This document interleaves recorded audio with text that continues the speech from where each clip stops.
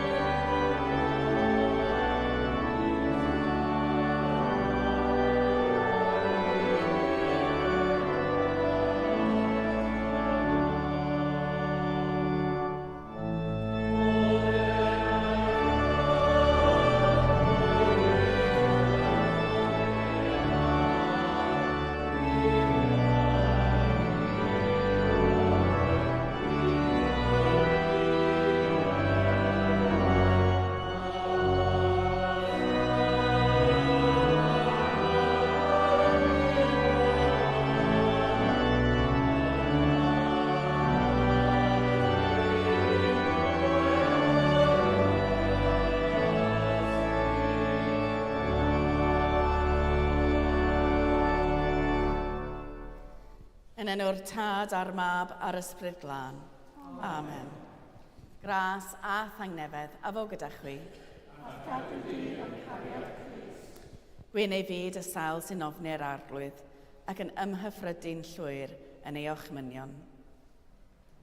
Gan gynnwys i ddathlu'r Cymun Bendigaid gogoniant i fi, yn baratown gan gyffesu ei gan ymddiried yn aioni yn tad trigger, wedi'i cynnal gan gwyndeb Iesu ein cyfer, ac wrth weld ein bywydau o newydd yn llewyr yr ysbryd Duw.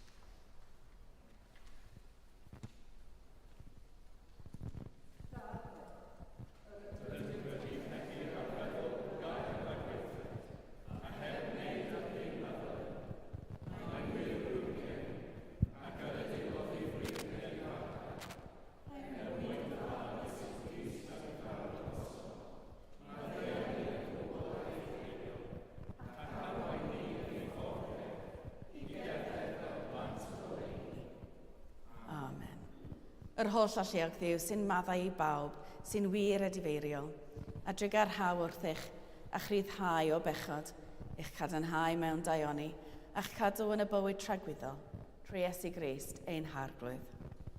Amen. Gweddiwn. O Dduw, yr wyt yn amlygu dy allu anfeidrol yn bennaf drwy'r dangos trigaredd a thosteri. Dyrwy'n ni'n trigarog, y fath fesur o thras, fel y bwy ni, gan rhedeg ar hyd ffordd dy ochmynion, dderbyn dy addewidion grasol, yn gwneud yn gyfranogion o drysor nefol, trwy Iesu Grist ein harglwydd, sy'n fyw ac yn ternas i gyda thi a'r ysbryd glân yn un Duw, yn awr ac am byth. Amen.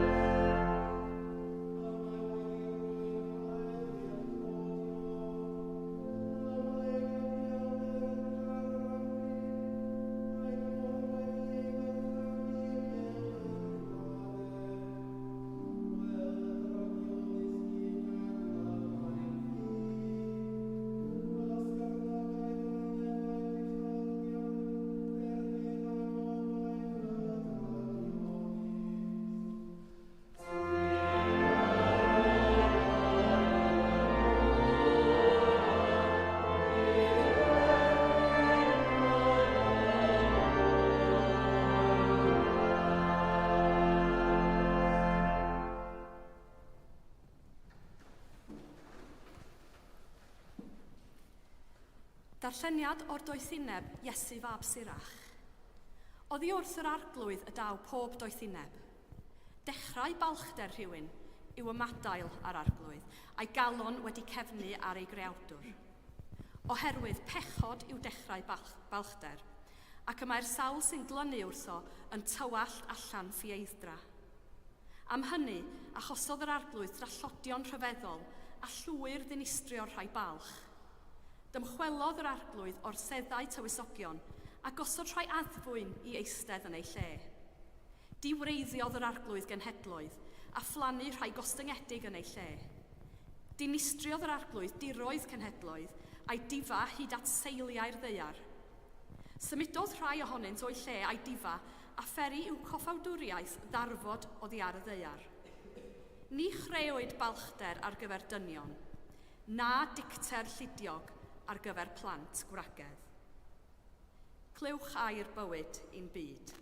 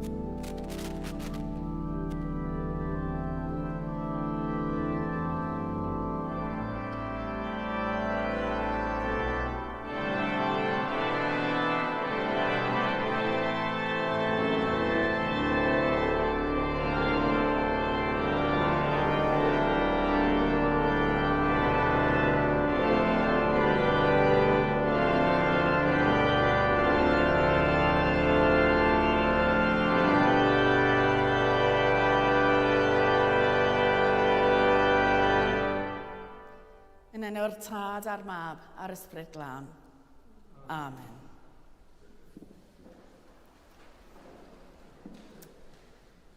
Es I ysgol uwchradd Gatholig blynyddoedd yn ôl. Oedd chydig yn wahanol I lawr o ysgolion.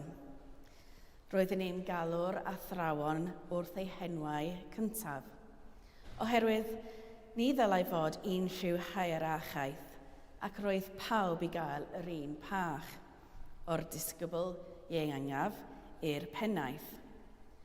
Doedd dim gwisg ysgol gennym chwaith am rheswm tebyg, felly byddem yn gwisgo ein dillad ein hunan. Ond wrth gwrs, roeddech chi'n gallu rhagweld beth oedd yn mynd I ddigwydd.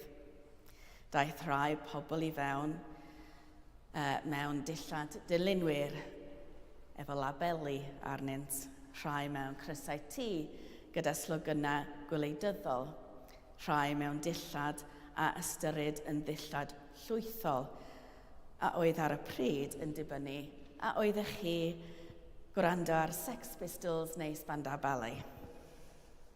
Felly, ychwanegwydd rheol, dim labeli dilynwyr, dim slogynau gwleidyddol a dim dillad llwythol.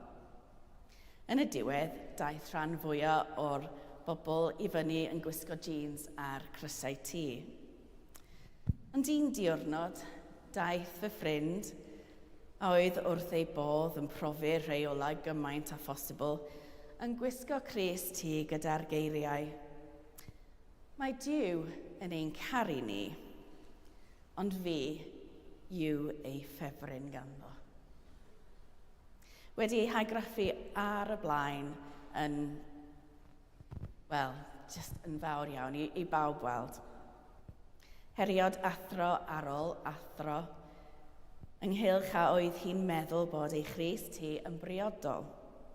Wel, meddai, nid yw'n wleidyddiol, nid yw'n label dilynydd, ac os allaf gyhoeddi fy mod yn credu yn niw mewn ysgol Gatholig, mae hynny'n drueni mawr. Ond yna, welodd y pennaeth hi.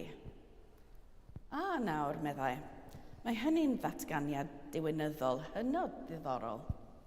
Tedyn swyddfa, hoffwn I ti ysgrifennu myfyrdod bach yn cymharu'r hyn a ddywedodd Sant Paul am ddiw heb gael ffefrynnau gyda geiriau Magnificat.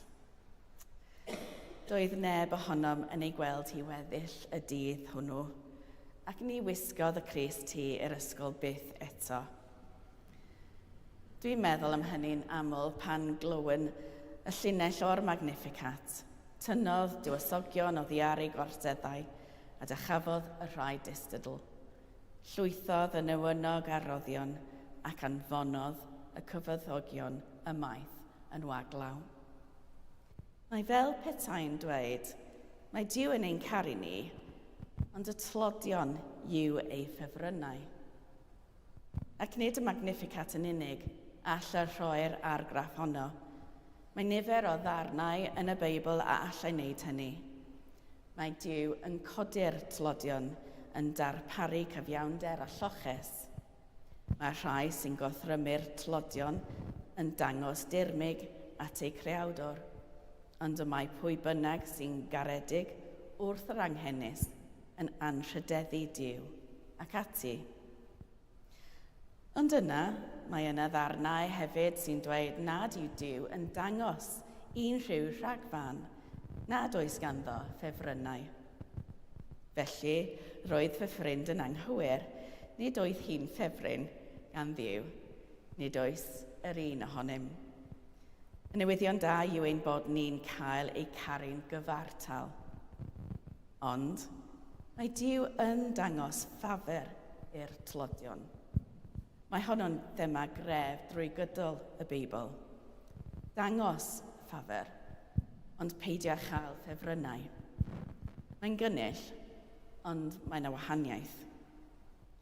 Mae'n rhywbeth y gallem ei wneud gyda phlant, teulu neu ffrindiau.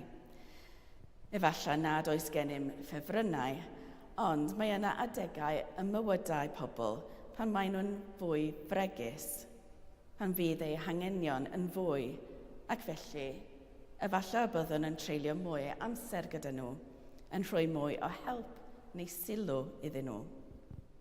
Nid oherwydd eu bod ni'n eu caru nhw yn fwy, ond oherwydd bod angen dangos y cariad hwnnw iddyn nhw fwy ar yr adeg honno yn eu bywydau. Yn ymwneud â sicrhau bod pawb yn gallu mwynhau'r bywyd eithaf. Yn y byd yr oedd Iesu'n byw ynddo, byddai pawb wedi gwybod ei lle, nid yn unig yn gymdeithasol, ond yn llythrenol wrth y bwrdd. Wrth eich statws a'ch dylanwad gynyddu, felly byddech chi'n symud i ben y bwrdd. Roedd lle roeddech chi'n eistedd yn bwysig.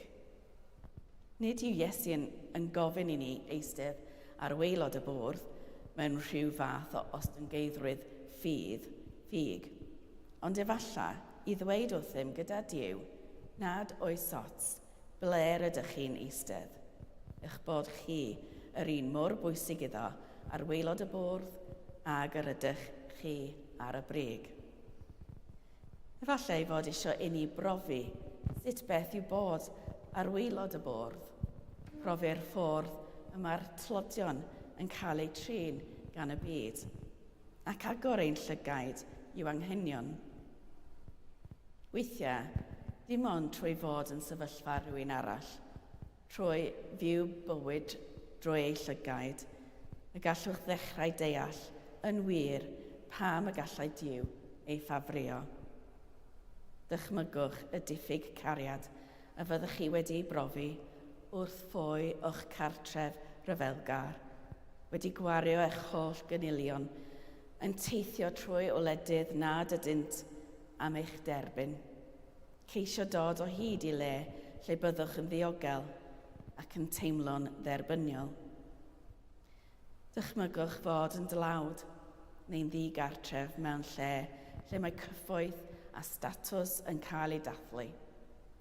Par mor ddigariad fyddwch chi'n teimlo pan fyddwch chi'n chwilio am gymorth ac mae pobl yn edrych i lawr arnoch, am nad ydych fel nhw, oherwydd eich bod yn edrych yn wahanol.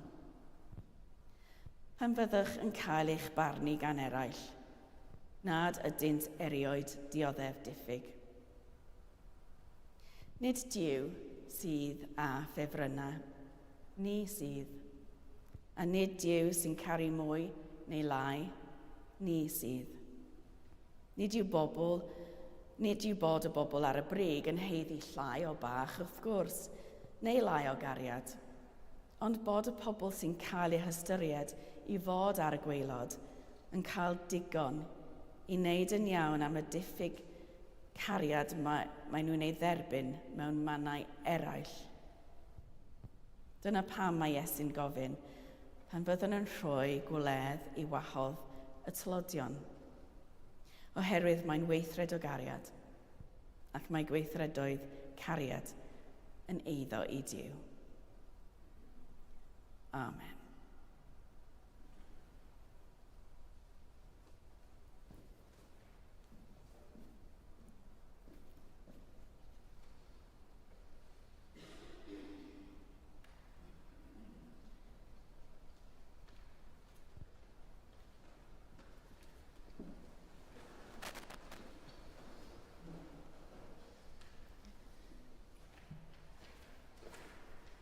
Ar y cyd, gadewch i ni gadarnhau ein ffydd. Credwn yn ein Duw, y Tad holl a lluo.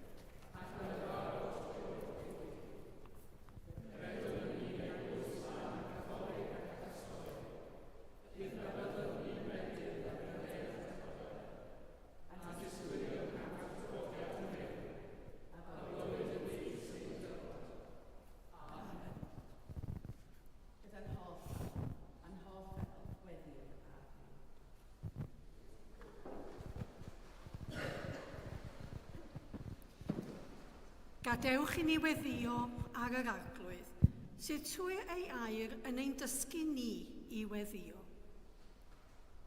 Arglwydd, yn dy drigaredd, gwrando ein gweddi. Gweddiwn dros pawb yn ei gwaith a'i bywyd benyddiol, dros ein teuluoedd, ein ffrindiau a'n cymdogion, a thros pawb sydd ar y ben eu hunan. Fe weddiwn hefyd dros y plant sydd yn mynd yn ôl i'r ysgol yr wythnos nesaf yma, a hefyd yr athrawon sydd yn edrych ar ei hôl, a diolch amdanynt. Arglwydd yn dy drigaredd, gwrando ein gweddi.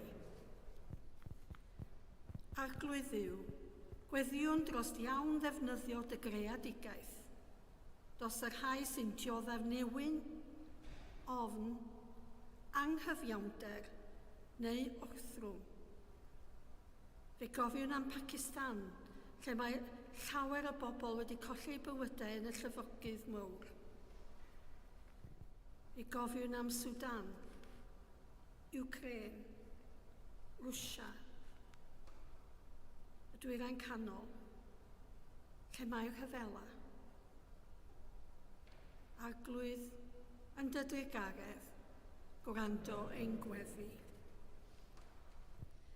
Nefol dad, gweddiwn dros y gadeilan hon a phawb sydd yn gweithio yma. A fe weddiwn dros ein esgob sydd ar ei ddiwrnod dwytha heddiw ac yn y chapter newydd o'i fywyd sydd o'i flaen. Arglwydd yn dy drigaredd, gwrando ein gweddi. Cysura ac iacha pawb sydd yn diodda mewn corff, meddwl neu ysbryd. Dyro iddynt ddewder a gobaith yn ei treialon a thywys hwy i lawenydd dy iachadwriaeth. Fe gofiwn am Maxine, Tudur, Anthony, Lily, John, Nick, Jill, Awen, Dafydd, Ann Owen a John Gwyn Jones. Arglwydd yn dy drigaredd, gwrando ein gweddi.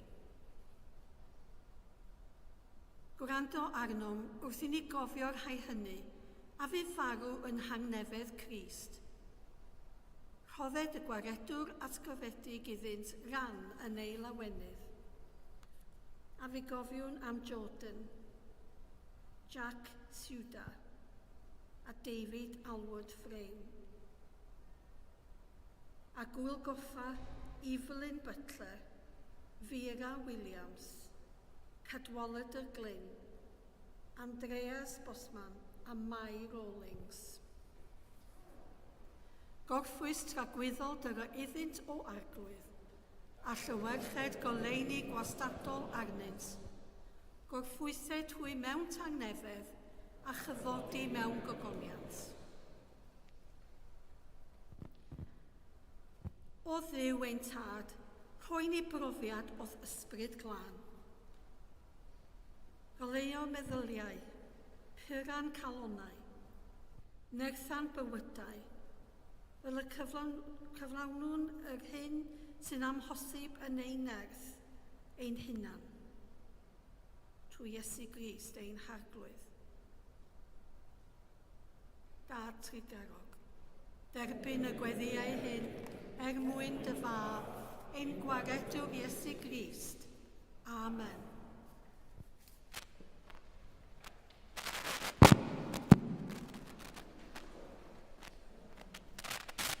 Duw sydd wedi ein cymodi ni a ef ei hun trwy Grist a rhoi i ni weinidogaeth y cymod. Tangnefedd yr arglwydd a fo gyda chwi bob amser. A hefyd gyda chwi, rhannwn arwydd o dangnefedd.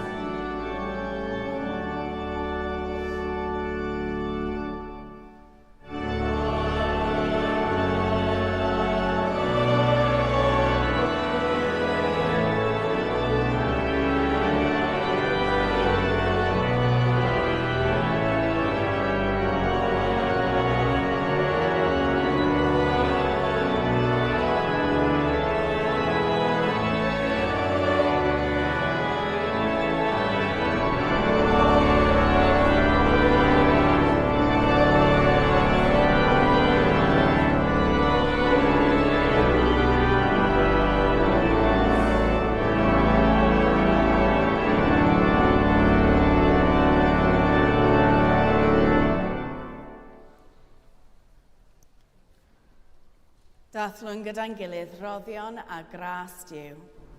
Cymerwn y bara hwn, cymerwn y gwyn hwn, i ddynnu'n esiampl Crist, ac i fyddhau i'w orchymyn. Yr arglwydd afo gyda chwi. Dychefwch eich calonnau. Diolch yn i'r arglwydd ein Duw. Iawn yn wir, ein dyletswydd a'n llawenydd bob amser ac ym mhob lle, i diolch i ti, Dad Sanctaidd, holl alluog a byth ddiwiol ddiw, trwy Iesu Grist, ein harglwydd. Gan mae ef yw ein hach o ffeiriaid mawr, a'n ryddhawdd o'n pechodau, ac yn gynaeth yn y ffeiriadaeth frenhinol, yn dy wasanaethu di, ein Duw a'n tad. Felly gyda llu'r angylion a holl gwmpeinau'r nef, gyhoedd yn ogoniant dy enw, ac ymuno a hwy yn ei hemyn di-derfyn o fawl.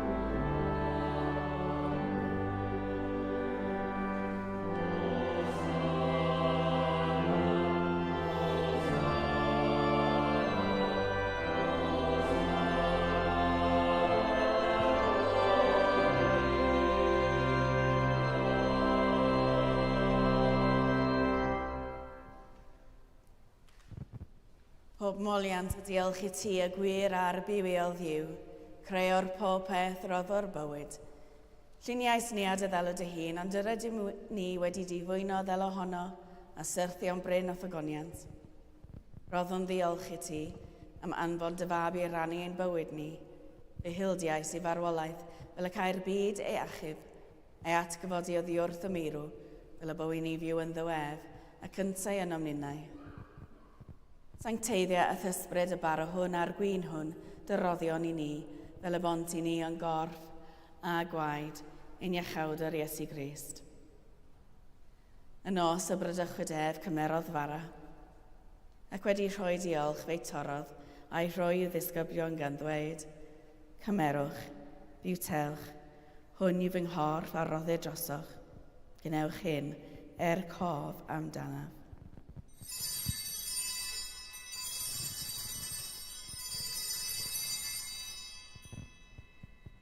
Yr un modd ar ôl swper cymerodd y cwpan, ac wedi rhoi diolch, fe roddodd iddynt gan ddweud, yfwch o hwn bawb, oherwydd hwn yw fy ngwaed o cyfamod newydd, a dywelltid drosoch a thros lawer, maddeuant pechodau. Gwnewch hyn bob tro yr yfwch ef, cof amdanaf.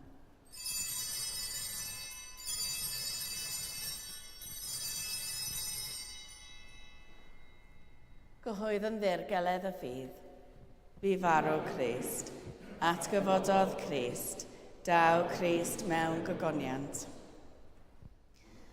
Fel y gwchmynodd ef i ni o dad, yr ydym yn cofio Iesu Grist y fab, gan gyhoeddi ei farwolaeth fuddugoliaethus, a chan ymlawenhau yn ei atgyfodiad, a disgwyl iddo ddod mewn gogoniant, deiwn ar bara hwn a'r cwpan hwn i ti, derbyn ein habeth o ddiolch a moliant.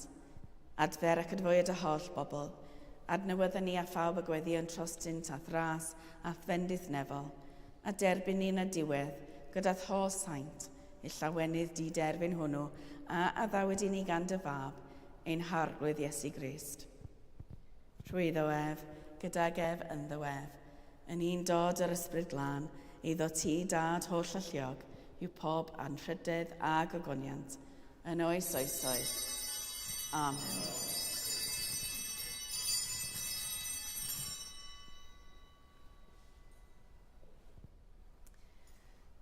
Fel y dysgodd ein iachawd o ni gweddion yn hyderus. Ein tad, a rhwnwyd tan y nefoedd, sancteiddio dy enw, deled dernas, gwneled y wyllus, megis yn y nef, felly ar y ddeiar hefyd.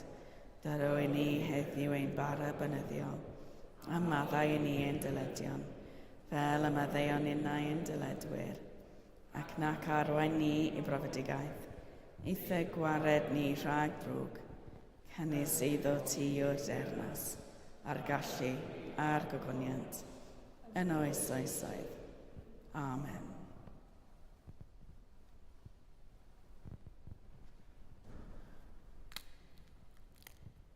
Yr ydym yn torri'r bara hwn i rannu yng nghorff Crist. Yn un a'n llawer, un corff ydym, gan ein bod ni oll yn rhannu'r un bara.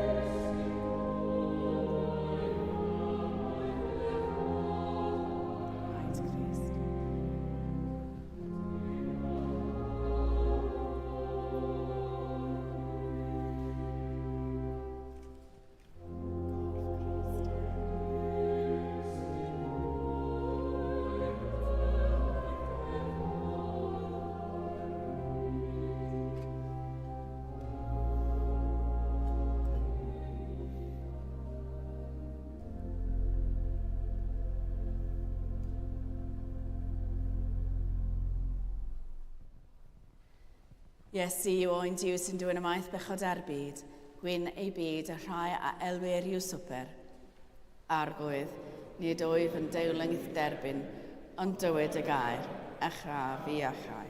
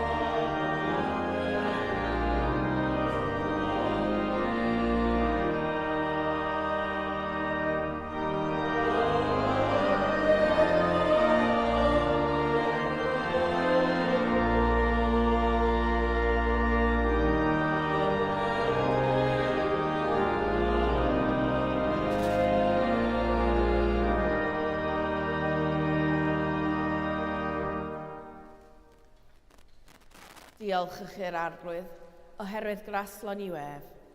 Ei gariad sy'n ddarn.